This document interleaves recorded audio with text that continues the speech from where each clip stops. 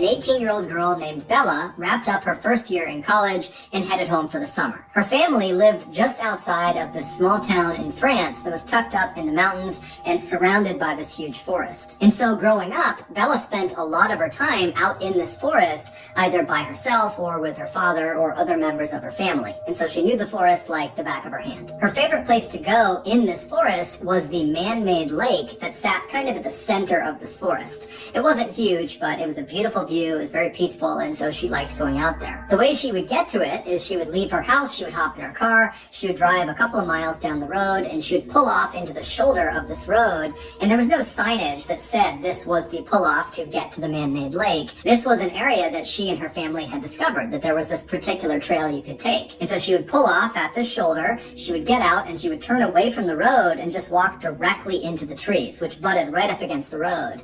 And very quickly, after walking into the woods, after going through some thick underbrush, she would reach this kind of clearing and she would see up ahead this little stream. And off to the left side of this stream is what looked like this kind of beaten up little footpath, but actually what it was an animal trail. So animals just kind of made their way around this area all the time, and so it kind of carved out a path. And so Bella would walk down to this animal path, and she would walk along the path that kind of went parallel with the stream, and she would walk for maybe 15 or 20 minutes until this animal path veered hard to the left, kind of went away from the stream. At that point, Bella would abandon the animal path and just continue walking along this stream, both stepping in the stream on some rocks and standing on either side when she could. And she would follow this stream due north, just going straight into the heart of this forest for about an hour, walking at a fairly leisurely pace until the stream connected with this east to west running river. And at this point, Bella would turn left, facing west, and she would follow along this riverbank about 20 minutes until the river fed into the man-made lake. And so she would stay at this lake, sitting on a rock, enjoy the view, and look at the animals, and listen to nature all around her,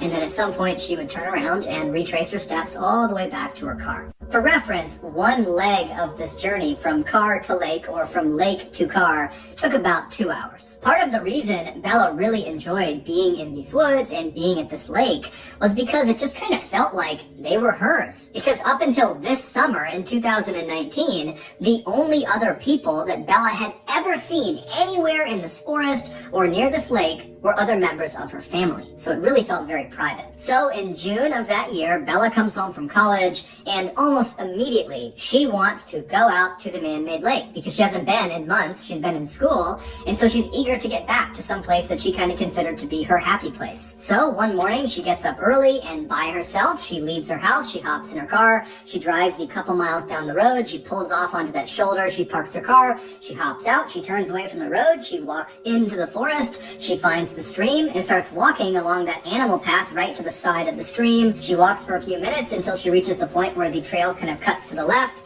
and she just stays on the stream and is just continuing walking along the stream. And about 30 minutes later, when she was maybe 1 or 2 miles short of the east-west running river, she hears a bell somewhere off in the distance, way out in front of her, out towards the river. It sounds just like a chime, a single chime. And as soon as she hears it, she stops because there's never any people out here ever, and that bell sound came from somewhere in the forest. And so she stops because she's not really sure if she actually heard that, because it could have just been her mind playing tricks on her or something. And so she stops and just kind of listens for a second, and then she starts to hear this bell just continuously start ringing. Now, the ringing was not uniform. It was constant, but it was kind of sporadic, as if you were holding a bell and kind of ringing it randomly, like you might see at a sports game.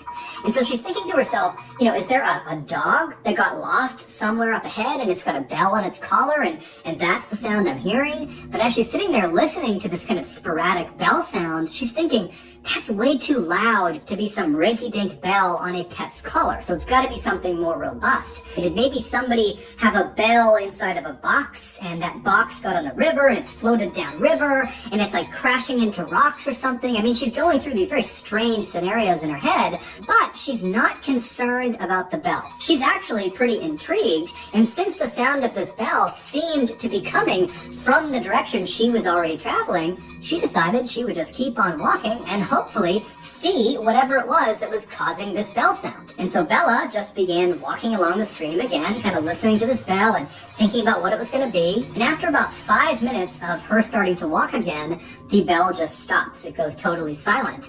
And when it does, it actually kind of startles Bella because she'd been listening to it so intently. And so she stops and she's listening, kind of expecting it to go off some more, but it doesn't. All she hears are the sounds of nature all around her. Now, Bella didn't have an explanation for what this bell was or why it stopped, but she really just wasn't that worried about it. She figured there was some sort of explanation for it. There had to be. And so she just kind of shrugged and kept on walking and put her focus back on getting to the lake. About 10 or 15 minutes later, Bella was still walking along the stream. She was still maybe a half mile or a mile short of the east to west running river when she sees up ahead on the left side of the stream as she's walking, there appears to be something laying on the ground that looks like it could be an animal or a rock. She doesn't really know what it is. And as she gets closer, she realizes it's a beaver laying on the ground, and this beaver is missing its head. Now, this is a huge forest, and Bella would have known that, of course, there are wild animals all over the place, and so finding the body of an animal that had been attacked by another animal was not unusual. That's nature. But what did strike Bella as odd was the cut on this beaver's neck was unbelievably neat and uniform, as if its head had been very carefully removed with a very sharp knife. And the beaver's head was nowhere to be found. It certainly did not have the appearance of having its head removed from some predator and its teeth. That would have been very rough. Also, the rest of the beaver's body was intact, so whatever killed this beaver was not interested in eating the beaver. As Bella stood over this beaver and was just staring at it, she also noted that there was no smell. Normally, when something dies, it begins to smell very quickly. It's part of the decomposition process. And so for there not to be a smell indicated to Bella that this beaver must have been killed fairly recently. And then when Bella kind of gently prodded the body with her foot, she realized the beaver's body was still fairly limp, so rigor mortis had not set in. Rigor mortis is another part of the decomposition process where the body kind of stiffens up, and that happens fairly soon after death. And so as Bella is realizing this beaver must have died very recently, it dawns on her that most likely whoever or whatever has killed this beaver is probably somewhere nearby. And Bella can't help but connect this dead beaver to that bell she was hearing earlier, which before meant nothing, but considering the bell was roughly coming from the same area where this beaver has now been found, it made her uneasy. And so Bella found herself whipping her head around, looking out into the trees, seeing if, there's some person, a hunter or somebody that would kind of explain what was going on, but there was nothing. And so Bella felt herself starting to panic a little bit, but then she stopped herself and said, "Calm down, it's broad daylight. I have been coming to these woods for years and years. I've never seen another person. I've never encountered some predatory animal. I'm sure everything is perfectly fine. I got nothing to worry about."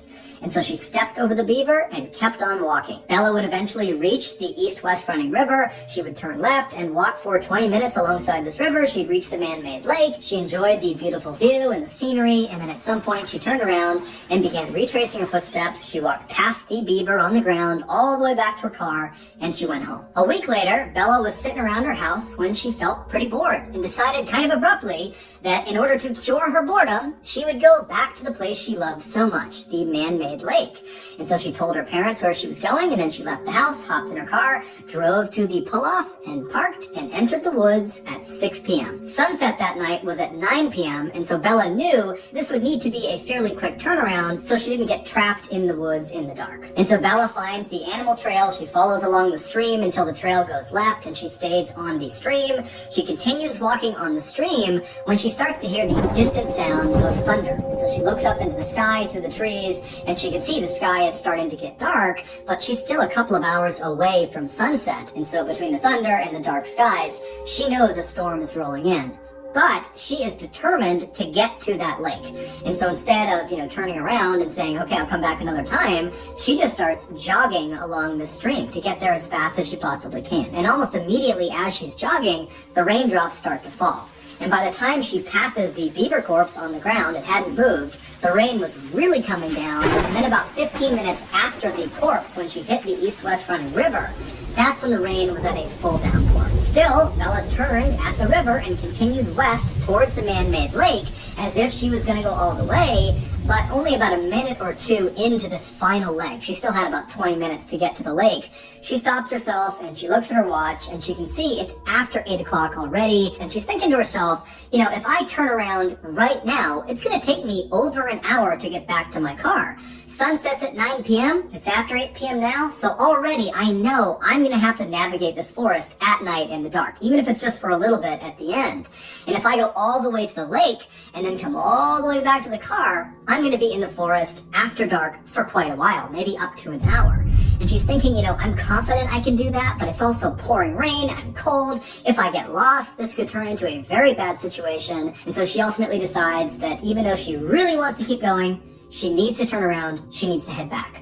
And so she turns around and she walks back up alongside this east-west running river to where the stream fed into that river. She turns and begins walking south along this stream, headed back towards the car. On her walk, because the visibility was starting to get quite bad because it was so dark, she had her head down at the ground because she didn't want to trip. She's stepping on rocks, she's stepping on muddy areas. She wants to make sure her footing is solid.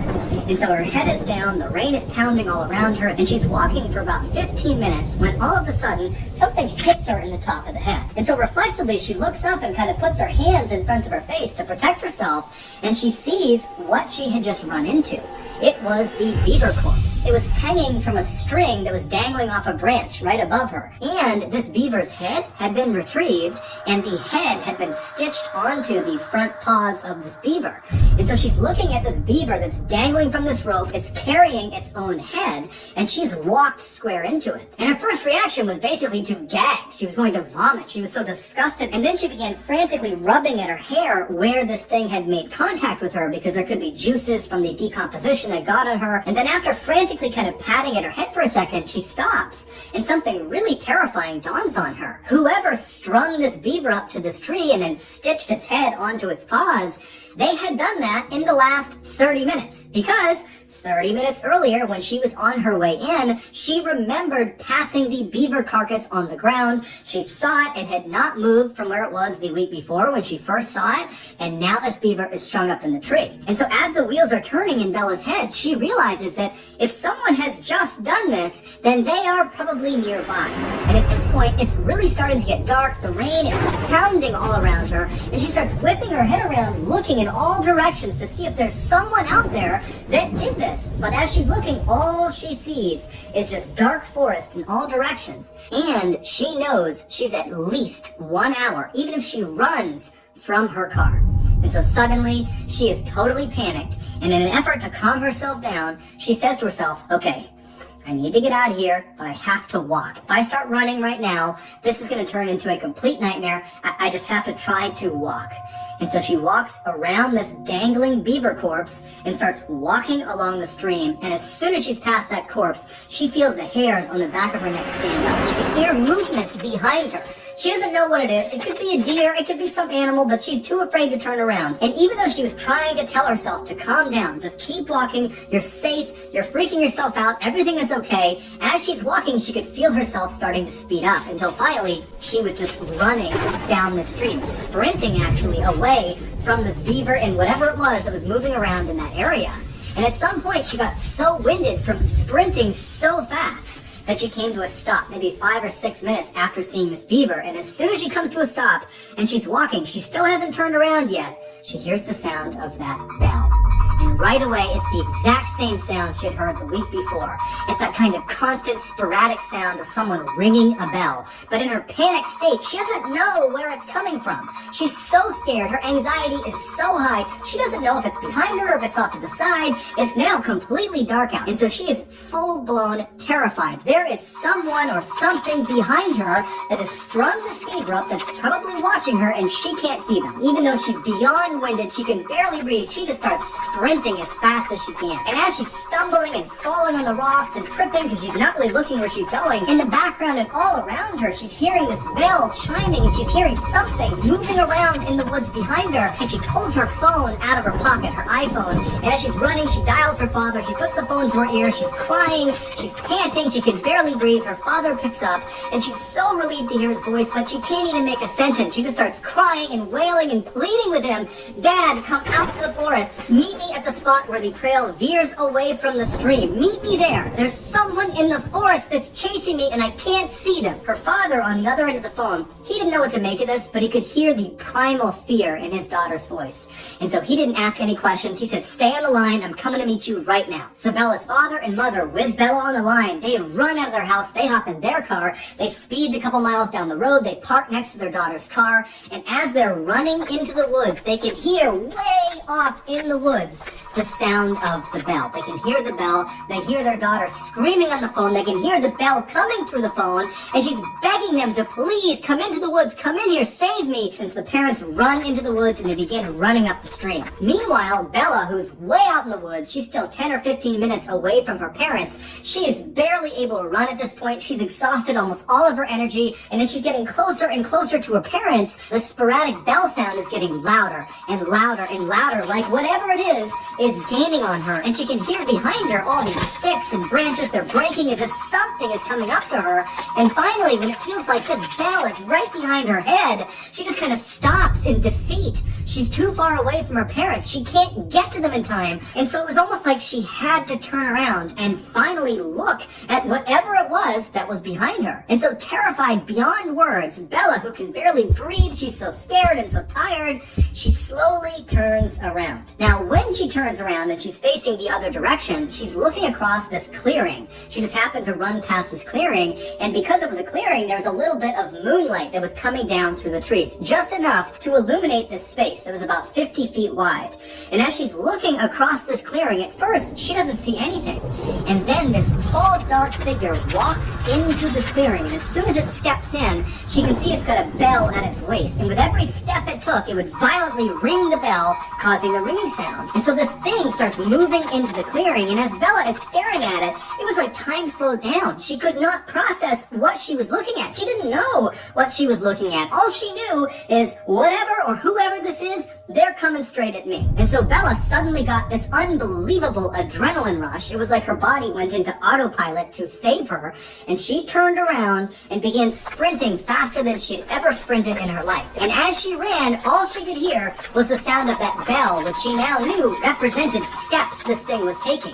And so the bell was getting faster and faster and louder, and she knew it was gaining on her. And she began lying and screaming out loud that, I'm on the phone with the police, they're right up ahead, they're gonna be here any moment. But whatever it was that was behind her, they weren't fazed. They were just charging ahead, gaining on her second by second. Meanwhile, her parents had made it to the meeting spot, but her father, he felt like, I can't just sit here, and he just starts charging into the woods. He can hear his daughter screaming, he can hear this bell getting louder and louder, and he just starts running towards it. And sure enough, seconds later, he sees his daughter come bounding out of the forest, and she leaps into his arms. He just grabs her, turns around, and runs with her back to the meeting spot. He grabs his wife, and the three of them just charge out of the forest, back to the parking lot, back in their car, and they speed off. In the car, all of them are crying. They don't know what to make of what just happened. Bella's trying to describe it, but she can't. And her parents, they had been on the phone listening to their daughter screaming, and all they kept saying to each other, the parents, was, I heard the bell. I heard the bell. I heard the bell. As if the bell confirmed their worst nightmares. That there really was someone or something out in those woods that was trying to do harm to their child. They would drive straight to the police station where Bella would file a report about what she experienced out in the forest. And then afterwards, her parents, as a precaution, took her to the hospital where she was determined to be okay, besides some bumps and bruises from falling down. The following morning, the police went out to the forest, to the area where Bella had explained where she had been, and they searched all along that animal foot trail and all along the stream, but they never found any sign of this dark figure with the bell. Bella would tell police that she had a handbag, and as she was running back, she dropped the bag. She remembered where she dropped it along the stream, but when the police went to that area, the bag was gone. Also, the beaver was no longer there. It was not tied up to the tree, it was not on the ground, it was gone. The only thing police found that was out of the ordinary was they found a little ways off from the stream stream, basically along the path that Bella would have been running on, they found a t-shirt neatly folded placed underneath a rock. But the police and Bella and her family have no idea what that signifies. Ultimately, the police told Bella and her family that more than likely what she ran into was some kind of mentally unstable person that was living out in the woods, and perhaps when Bella came into the woods, they felt like she was on their property, and so they kind of tried to scare her off. But Bella has a hard time accepting that. She felt like, as she was running from whoever was behind her, that she was in mortal danger. That had it not been for her father running into the woods and literally grabbing her and running with her the rest of the way, that she may not have gotten out of the woods at all, that she might have been attacked and killed by whoever this was. She also can't help, when she looks back at the entire experience, thinking about that moment when she turned around and looked across that clearing and saw this figure come into the moonlight for the first time. That when it came into the moonlight, the way it was moving, the steps it was taking, they weren't normal, they were abnormal. There was just something off about this thing's movement, that it didn't seem like she was looking at a person, but rather some big animal. But regardless, since her ordeal, there have been no strange sightings out in those woods. However, almost no one ever goes in those woods except for Bella and her family, and Bella and her family, they don't go in those woods anymore. So whoever or whatever is out there is still just out there. I hope you all liked that scary story. I'll catch you guys next time, owlets.